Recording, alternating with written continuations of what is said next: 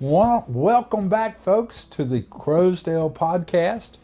We're here again to show you some of the wonderful people who are here at Crowsdale Village.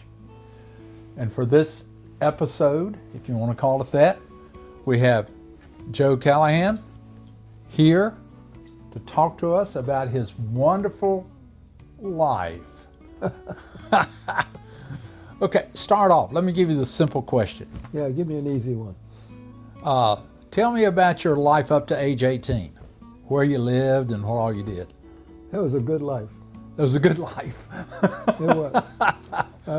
I grew up in a small town in northern Pennsylvania, 3 miles from the New York border, directly south of Buffalo. We had if it snowed in Buffalo, it snowed in Bradford. But it was a small town, maybe 18 or 20,000, and lots of freedom in the 50s. Yep. I mean, a typical Saturday, we got on our bike, we got our bathing suit, we got our baseball glove, ball, bat, and we went to the park. And we stayed all day.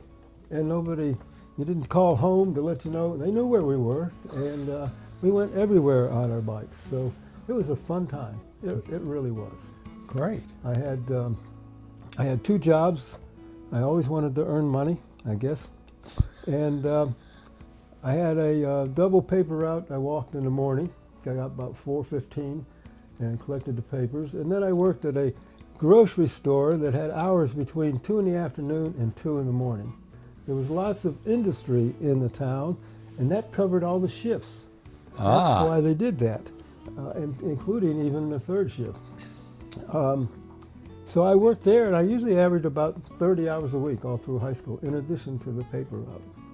So I was busy. I only dated one night, and all the money I got, I put it in the bank. So I enjoyed doing that, and I don't know, it was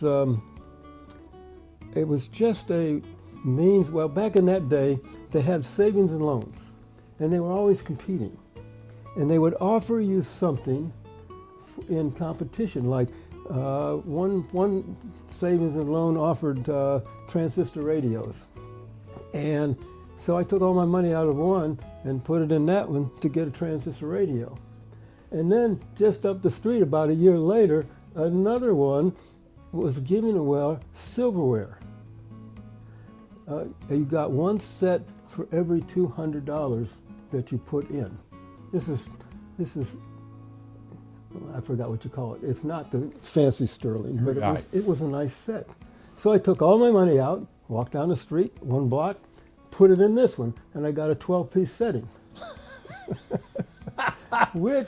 That's what we brought when I got married. All right, way to I kept go. it the whole time. So anyway, I was a busy guy like that. I worked a lot of hours. I used to work on Friday nights at the grocery store from the time I got off until it closed at 2 o'clock in the morning. And instead of going home and go to bed, I would go down to the newspaper, which was just a block and a half away, and go back where the printing press was, where the papers were coming off. A very interesting crowd of people that worked there, by the way. And I'd sit down in the corner and go to sleep, and one of them come by and kick me when the papers were coming off. And so maybe it was 3 o'clock, I'd get my papers delivered, then I'd go home and go to bed so I could go to work the next day. At 2 o'clock. At 2 o'clock, yeah. Ah, But I've heard lots of people say this, it was a fun and safe time for lots of kids growing up all over the place. Yeah, really, it was. It really was. yeah. Of course, in high school, I played in the band and the orchestra. So You had spare time. I had some spare time, yeah. I had a spelling test every Friday, all through high school, every English teacher I had. And so on Friday mornings, when I went out to deliver papers, I'd take the spelling test, which was 25 questions, stuff it in my bag, and as I threw the papers, I'd look at a word and memorize it and throw another paper. Way to go. Then you went away to college. Yeah, I went away to college at Duke. My brother went there before me, 3 years before me.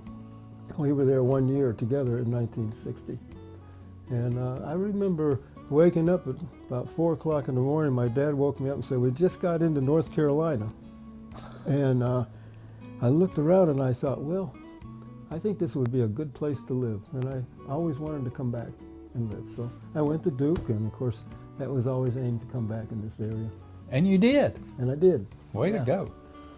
But since when you graduated from medical school, where did you go do your medicine? Okay. They had a program then where you could be active duty. If you joined active duty as your senior year, instead of the draft, you owed them 3 years. Well, I thought I was going to make a career in the Navy, and I always wanted to be in the Navy, and so I signed up for that. So I was active duty my senior year. That made it possible for my wife to quit work, and we had a child. And then I did an internship at Bowman Gray as a civilian, so I got discharged for 1 year. And then back then I was sent to Puerto Rico as a general medical officer with family for 3 years. So it was like a vacation, really. It was very nice. Oh, yeah. And then I did my residency training at Portsmouth Naval Hospital after that, which was another 3 years' time. And then I came to Henderson, where I set up a practice. So you've been in North Carolina a while, haven't you? Yes. Yeah. We lived up in Henderson from 1976 until we moved here 3 years ago. Goodness. So you really are a North Carolina person. Yeah, but in Sadie's family, she's from North Carolina, I was called the Yankee son-in-law. Well, at least he said But son-in-law instead of something else. It was always a good laugh, though. Oh, yeah. But I used to hunt a lot and fish a lot with my father-in-law, who was really a neat guy. But he'd have some of his old cronies along, and I always knew, as this Yankee, that I was on trial. And it was interesting. Only reason they probably accepted me was because of him, not because of me. Yeah. But they would talk about, I love the Southern men when they get together and talk. And they would talk at the end, and sometimes it was coon hunting all night. It'd be 5 o'clock in the morning, and we're standing around and putting the dogs away and everything, and they'll say to my father-in-law, say, Bill, your Yankee son-in-law, he ain't too bad. That's a compliment. That's a real compliment. That is. To say something like that. But he was a great guy. He was so much fun to be with. Just a good man. Good. Yeah. Good. Okay. Now, when y'all were in Henderson, Yeah. did y'all decide that you're going to come to Crowsdale Village, or was it you have to look first? We never looked anywhere but here. Oh, okay. But my wife looked. Oh. She came down with a group of women from the church, probably, I don't know, 3 or 4 years before we ever signed up. And I didn't understand the method. She was ready to sign up when she came back. I was not ready, because I assumed that if you signed up, they were going to say you have to come, which I misunderstood the program that way. So I resisted that. And but by the time we signed up, I was ready. I did, but it was 1 month short of 5 years before we actually moved in, and that's how much the list had drawn. Yeah. It had gotten very long at that time. Yeah. I know there are people who think, even today, that I can just come right down to.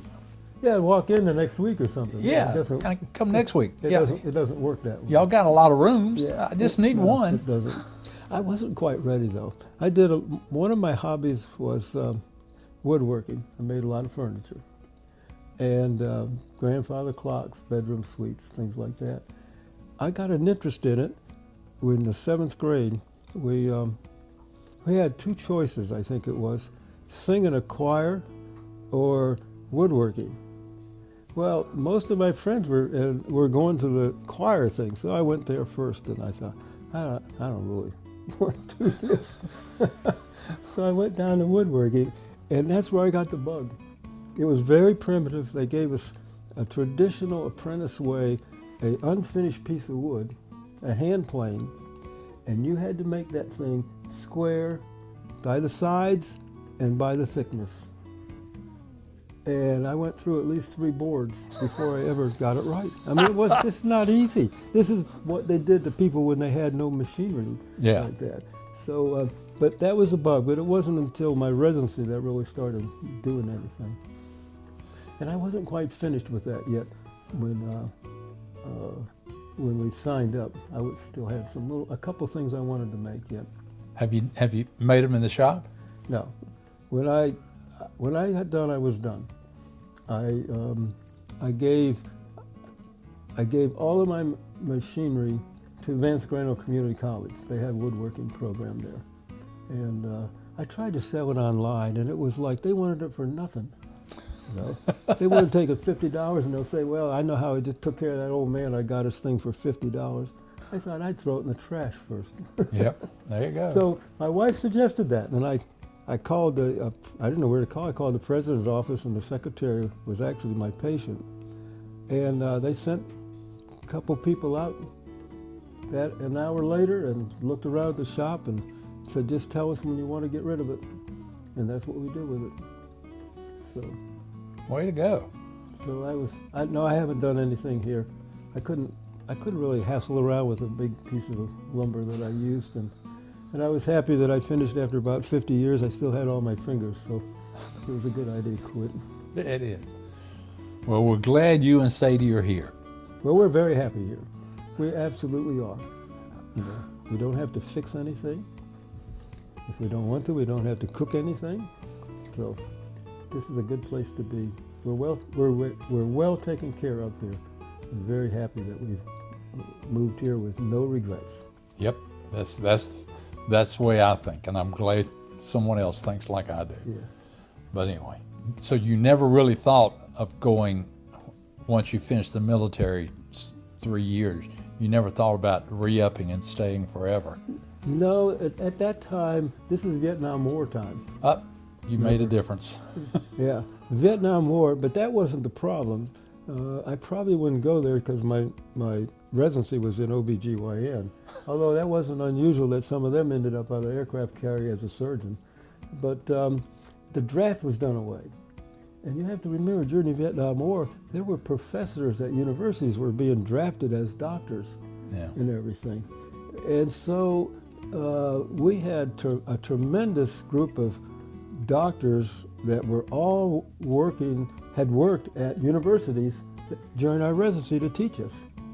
So that went down a little bit for a little while until the military started creating their own medical schools to help boost things up. Okay. So that's why I got out. Well, we're glad you ended up here, It's a good place. and glad you and I had a chance to talk. Thank you for asking me. Appreciate it. I enjoyed it. Anytime. Anytime. Thank you all for tuning in today.